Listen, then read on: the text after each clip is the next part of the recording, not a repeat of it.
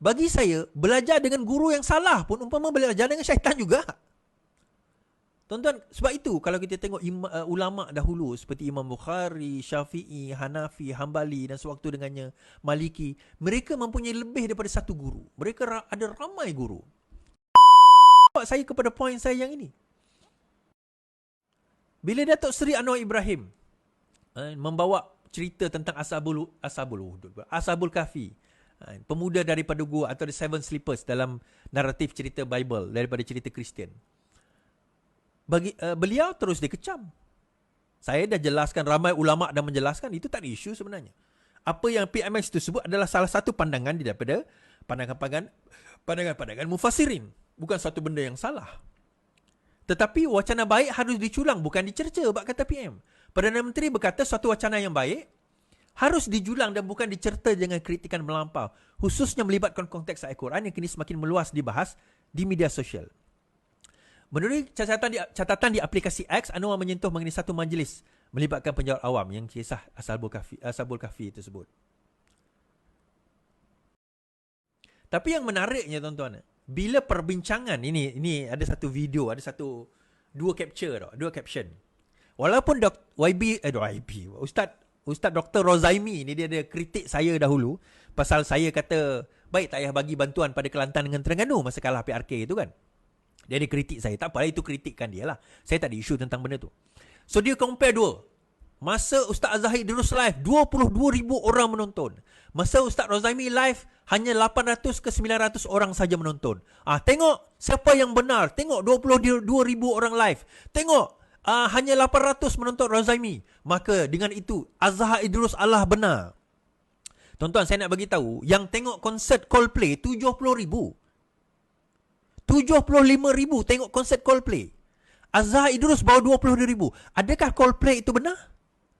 Berbanding Ustaz Azhar Idrus? So, kita tengok daripada jumlah yang menonton itu sendiri pun, kita boleh nampak bagaimana pemikiran rakyat kita. Mereka sukar berbincang perkara dan juga berfikir tentang perkara yang kompleks. Kerana apa? Kerana sekian lama rakyat kita disajikan dengan perkara yang mudah. Cerita kita, hiburan kita. Even ustaz berceramah pun lebih suka dengar ceramah lawak. Tuan-tuan, kalau nak dengar ceramah lawak, dengar antara lain Samsul Debat. Dia tak pernah claim dia ustaz. Nak dengar lawak, dengar Samsul Debat. Dia tak pernah claim dia ustaz. Cuma dia buat cerita lah. Adalah cerita dia, bagi saya itu bukan hadis. Tapi tak apalah, dia cerita lawak. Tengoklah. Atau tengok Maharaja Lawak. Tapi kalau kita nak belajar ilmu, bukan kata tak boleh lawak. Sekali-sekala gelak tak apa. Tetapi bila kita dengar soalan dan jawapan dia, kita macam, apa ni jawapan macam ni? Kan? Oh, kita gelak-gelak ni supaya kita menarik anak muda. Betul kita kata. Bagi saya level entry boleh lah ustaz. Dia kalau level nak belajar agama, dengarlah Ustaz Azhar Idrus. Tapi kalau tuan-tuan nak enhancekan ilmu, dengar ustaz-ustaz yang lain. Dengar perbahasan yang lebih tinggi ilmu dia. Berhenti. Jangan berhenti dekat Ustaz Azhar Idrus je. Ambil lebih daripada tu. Bukan sebab dia orang PAS, tak. Bagi saya Ustaz Azhar Idrus, ada beberapa orang lagi, saya malah nak sebut nama lah. Mereka at entry level bolehlah. Kita nak, mana yang sebelum ini huha-huha tak belajar agama, bolehlah entry level. Tapi kalau tuan-tuan nak further kan, nak belajar tentang ikhtilaf, tuan-tuan nak belajar tentang muafiq, tuan-tuan nak belajar tentang perbezaan, perbandingan mazhab dan sebagainya, tentang dalil, itu bukan tempat yang kita nak pergi. Bukan ulama-ulama PAS juga. Bukan Ustaz Haji Adi, bukan juga itu. Lebih baik dulu arwah Tuan Guru Haji Nik Aziz. Itu pun beliau bercakap lebih umum, bercakap sifat umum. Kelas dia yang lebih advance. Tapi ceramah dia still umum. Kalau nak belajar, bagi saya. Lain daripada itu, tuan-tuan tengok ustaz-ustaz yang lain. Ustaz-ustaz hadis. Kalau tak minat, apa orang kata, Dr. Mazhar dan juga Rozaimi, ramai lagi. Antaranya daripada Kelantan, Maulana Asri. Maulana Asri ni, dia antara pakar hadis di Malaysia selain daripada Ustaz Rozaimi. Bagi saya, Maulana Asri ni lagi pakar hadis daripada Rozaimi. Dan Dr. Rozaimi pun mengakui perkara ini.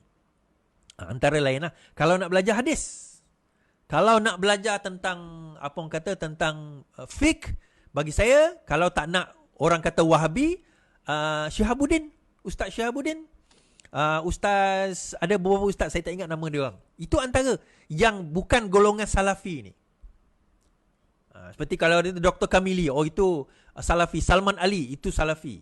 Baik, kalau tak nak yang itu, pergi kepada Ustaz Wanji. Tak apalah, Ustaz Wanji dalam penjara sekarang. Ustaz Syahabuddin nama dia. Itu pun antara yang saya selalu dengar. Cuma sekarang dia banyak react lah daripada bagi poin-poin dia kan. Tapi tak apalah, itu cara dia. This is the level kalau kita nak pergi, tuan-tuan. Tapi kalau tuan-tuan rasa macam, kita dengar Ustaz PAS je cukup. Interpretasi dia akhirnya pada satu acuan je, tuan-tuan. Segala surah dia baca, akhirnya dia kata, inilah dia, kena sokong PAS. Inilah dia, kena sokong PAS. Baca tafsir. Tafsir Alhamdulillahirabbil alamin. Puji-pujian bagi Allah, Tuhan alamin, seluruh alam. Alamin tu sendiri menunjukkan bahawa salah satunya adalah hendaklah kita membawa PAS. Dia akan kona kat situ. Ada satu video siapa yang mati di dalam mesyuarat PAS lebih baik daripada mati di dalam sujud sewaktu sembahyang. Allah. Lebih baik mati dalam mesyuarat PAS daripada mati di dalam sujud sewaktu sembahyang, tuan-tuan. Saya tak tahu pula masa Rasulullah SAW naik Isra' Mi'raj tu dapat apa orang kata wahyu untuk solat itu, dalam tu ada mesyuarat PAS. Saya tak tahu pula yang itu ada. Lama. Tak. This is macam ni, tuan-tuan. Apa sahaja benda dia orang ni, manusia ni mental, manusia ni memang macam tu. Dia boleh ambil dan dia boleh pusingkan dan putarkan sehingga akhirnya nampak macam betul lah apa yang dia cakap tu. Yalah, kita berjuang di jalan Allah. Dia kata berjuang di jalan Allah. Berjuang di jalan Allah ni adalah mati syahid. Dia kata, kita ni sedang berjuang lah ni. Bila kita berjuang, kita mesyuarat ni salah satu daripada perjuangan kita lah. Maka kalau berjuang itu kan itu lebih baik daripada solat pun. Maka perjuangan itu mati dalam mesyuarat ini lebih baik daripada kita mati sujud. Allah.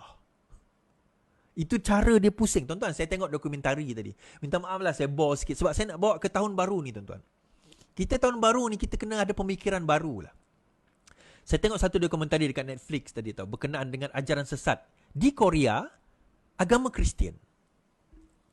Dia membawa ajaran agama Kristian. Dia kata, dia ucapkan. Dan semua kebanyakan pengikut dia, perempuan-perempuan muda daripada universiti-universiti. Lawa-lawa. Macam model daripada Korea, daripada luar negara yang follow dia. Akhirnya, dia gunakan kesempatan itu untuk sex kepada wanita-wanita ni. Mereka sexually assaulted by ketua ni. Dan dalam ceramah tersebut dia kata apa? Saya adalah Messiah. Sayalah the Christ. Sayalah Christ. Nabi Isa turun bercakap dengan saya, dia kata. You see, kalau kita fikir budak-budak tu bukan orang tua, dia budak muda, naif, pelajar universiti, takkan mereka boleh terpengaruh. Sebab itu, tuan-tuan, orang kata apa? Pandai dan intelligence tu dua benda yang berbeza. Bijaksana dan juga pandai, dua benda yang berbeza. Just because kita pandai sekolah belum tentu kita intelligent. So akhirnya, ada je apa orang kata, ajaran sesat di dalam mana-mana agama sekalipun. Dalam mana-mana agama sekalipun untuk tujuan kepentingan peribadi mereka. Sebab itu, tuan-tuan, Karl Marx pernah kata, masalah dengan agama ni, apabila segala-galanya dibalut dengan agama, di situ dia dijadikan candu.